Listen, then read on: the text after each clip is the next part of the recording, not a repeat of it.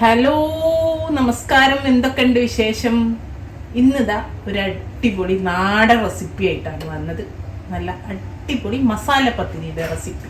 പത്തിരി പല വിധത്തിലുള്ള പത്തിരി എല്ലാവരും കഴിക്കാറുണ്ട്. ഇതുപോലൊരു മസാല പത്തിരി ഒന്ന് തയ്യാറാക്കി വെക്കും കേട്ടോ. നല്ല അടിപൊളി ടേസ്റ്റാണ്. ഇപ്പം ഞാൻ ചിക്കൻ്റെ മസാല വെച്ചിട്ടാണ് ചെയ്തത്. അപ്പം നിങ്ങൾക്ക് ഇപ്പോൾ മീൻ വെച്ചിട്ട് ചെയ്യുക, ബീഫ് വെച്ചിട്ട് ചെയ്യുക, മട്ട വെച്ചിട്ട് ചെയ്യുക, ഇനി കല്ലുമ്മക്കായൊക്കെ കിട്ടുകയാണെങ്കിൽ അത് വെച്ചിട്ട് ചെയ്താൽ ഭയങ്കര ടേസ്റ്റാണ്, ഒന്നുകൂടെ ടേസ്റ്റാണ്. ഓക്കെ, അപ്പോൾ എങ്ങനെയാ ചെയ്യാൻ നോക്കാം. ഞാൻ 2 കപ്പ് പത്തിരിപ്പൊടി എടുത്തിട്ടുണ്ട്. 2 കപ്പ്, 1 കപ്പ് നമ്മളെ സാധാരണ പച്ചരിയുടെ പത്തിരിപ്പൊടിയും 1 കപ്പ് നമ്മുടെ ചോറ് വെക്കുന്ന അരിയില്ലേ, മുടരി, അതിൻ്റെ പൊടിയുമാണ് എടുത്തത്. നമ്മൾ പത്തലിനൊക്കെ എടുക്കുന്ന മുടരിൻ്റെ പൊടിയും അതേപോലെ 1 കപ്പ് പച്ചരിൻ്റെ പത്തിരിപ്പൊടി, നൈസ് പത്തിരിയൊക്കെ ചുടുന്ന പൊടിയാണ് എടുത്തത്. അപ്പം ഇനിയിപ്പോൾ നിങ്ങൾക്ക് ഇത് മാത്രം എടുക്കാം, എല്ലാ ഇത് മാത്രം വേണമെങ്കിലും എടുത്ത് ചെയ്യാം. ഞാൻ 2ൻ്റെ കൂടെ മിക്സാണ് എടുത്ത് ചെയ്യുന്നത്. ഇനിയിപ്പോൾ നമുക്ക് വേണ്ടത് 1 കപ്പ് തേങ്ങ ചിരവിയത്, അതാ ഒരു 1/2 ടേബിൾ സ്പൂണ് നമ്മൾ പെരിഞ്ജീരകം, വലിയ ജീരകം, പിന്നെ ചെറിയുള്ളി ഒരു 10 എണ്ണം ഉണ്ട്. ചെറിയുള്ളി വലുതൊക്കെ ആണെങ്കിൽ ഒരു 5-6 എണ്ണം മതിയാവും. ഈ തേങ്ങയും ചെറിയുള്ളിയും പെരിഞ്ജീരകവും കൂടി നന്നായിട്ടൊന്ന് ചെറിയ മിക്സിൻ്റെ ജാറിൽ വെള്ളം ചേർക്കാതെ നന്നായിട്ട് ഒതുക്കിയെടുക്കട്ടെ. നന്നായിട്ടൊന്ന് ഗ്രൈൻഡ് ചെയ്തെടുക്കട്ടെ കേട്ടോ. നന്നായിട്ട് ഒതുക്കി വെള്ളം ചേർക്കാതെ അരച്ചെടുത്തിട്ടുണ്ട്. ഇനി ഇതാ നമ്മളെ പൊടി വാട്ടാൻ വേണ്ടിയിട്ട് ഞാനൊരു 2 കപ്പ് വെള്ളം വെച്ചിട്ടുണ്ട്. ഇതിലേക്ക് ഇതാ കുറച്ച് ഉപ്പ്, 1/2 ടീസ്പൂൺ ഉപ്പൂടെ ചേർത്തി കൊടുത്തിട്ടുണ്ട്. ആ വെള്ളം അത് നന്നായി ചൂടായി വരുന്നുണ്ട്. ആ ഒരു സമയത്ത് നമ്മൾ പൊടിച്ചു വെച്ച തേങ്ങ, തേങ്ങയും ജീരകവും ഉള്ളിയും അത് ഇതിലേക്ക് ചേർത്തി കൊടുക്കും. തേങ്ങ വെള്ളത്തിലേക്ക് ചേർത്തി കൊടുത്ത് ഈ തേങ്ങയും വെള്ളമൊക്കെ നന്നായിട്ട് തിളച്ച് വരട്ടെ. ഞാൻ ഒരു ഇത്തിരി മഞ്ഞൾപ്പൊടിയും ചേർത്തി കൊടുക്കുന്നുണ്ട്. ഒരു 1/4 ടീസ്പൂൺ മഞ്ഞൾപ്പൊടി നമ്മളെ മസാലപ്പത്തിരിക്ക് നല്ലൊരു കളർ കിട്ടാൻ വേണ്ടിയിട്ട്. ഇതൊന്ന് നല്ലോണം തിളച്ച് വരട്ടെ. അപ്പോൾ കണ്ടോ, നമ്മളെ തേങ്ങാക്കൂട്ട് നന്നായിട്ട്, മസാലക്കൂട്ട് നന്നായിട്ട് തിളക്കുന്നുണ്ട്. ഇനി ചെറിയ തീയിലേക്ക് ആക്കിയിട്ട് എന്നിട്ട് നമ്മൾ പൊടി ഇട്ട് കൊടുക്കാം. എന്നിട്ട് നന്നായിട്ട് ഇളക്കി യോജിപ്പിക്കും. ഞാൻ തീ ഓഫ് ചെയ്തു കേട്ടോ. തീ ഓഫ് ചെയ്തിട്ട് നമുക്കൊന്ന് നന്നായിട്ടൊന്ന് യോജിപ്പിച്ച് വെക്കാം. കണ്ടോ, നന്നായിട്ട് ചൂടോടെ തന്നെ ഇതൊന്ന് യോജിപ്പിച്ചെടുത്തിട്ടുണ്ട്.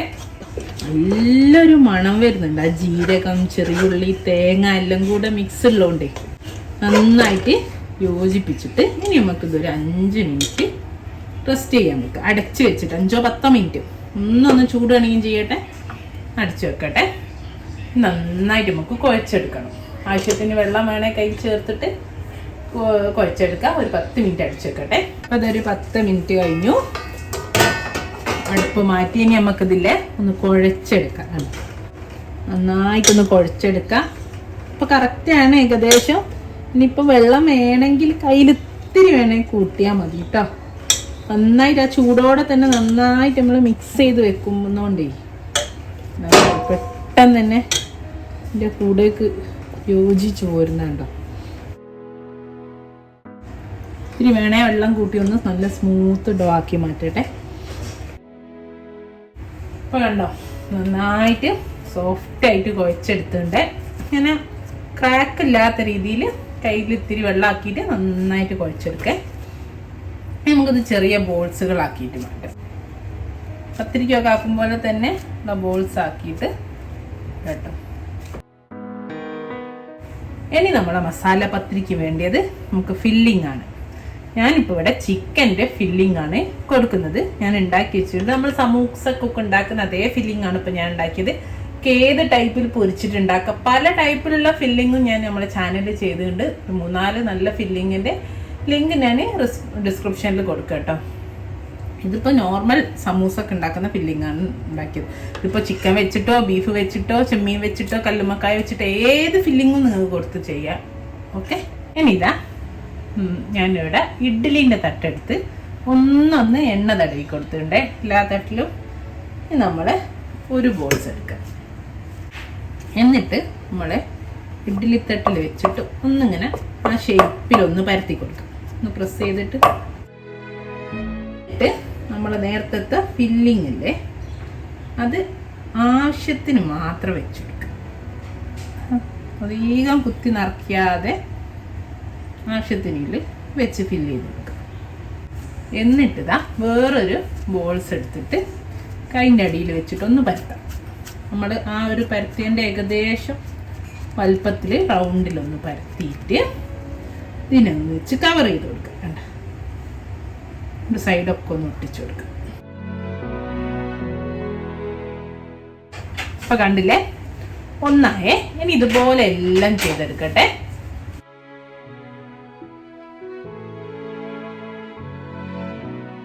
നമ്മളെല്ലാം ഇങ്ങനെ ഫില്ല് ചെയ്തുകൊണ്ടിരിക്കുക കേട്ടോ.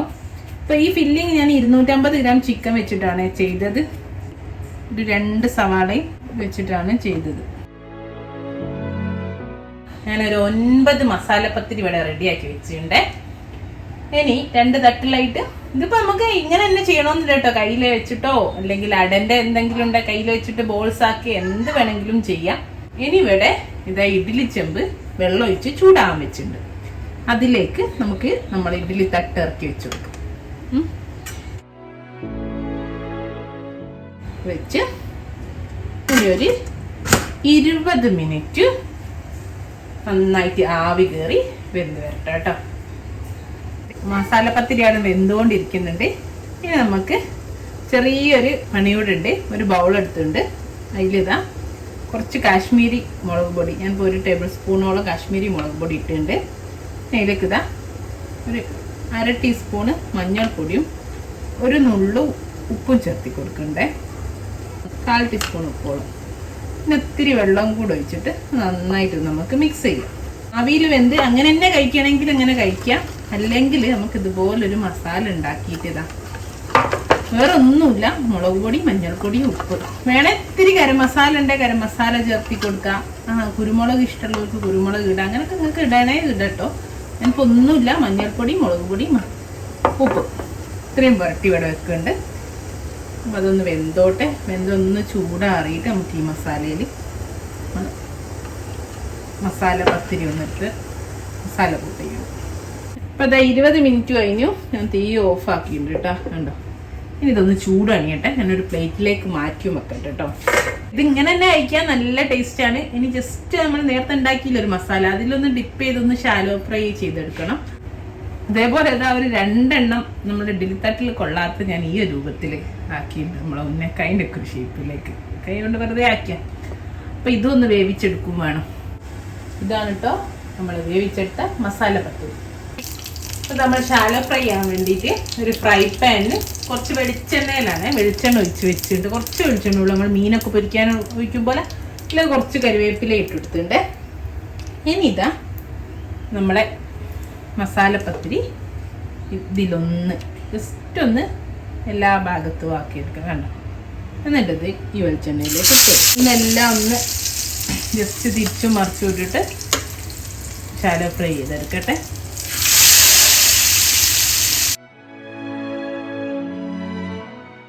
ഇത്രേ ഉള്ളൂ. ഇതാണ് നമ്മുടെ മസാലപ്പത്തിരി. അപ്പം എല്ലാവരും ട്രൈ ചെയ്ത് നോക്കുക.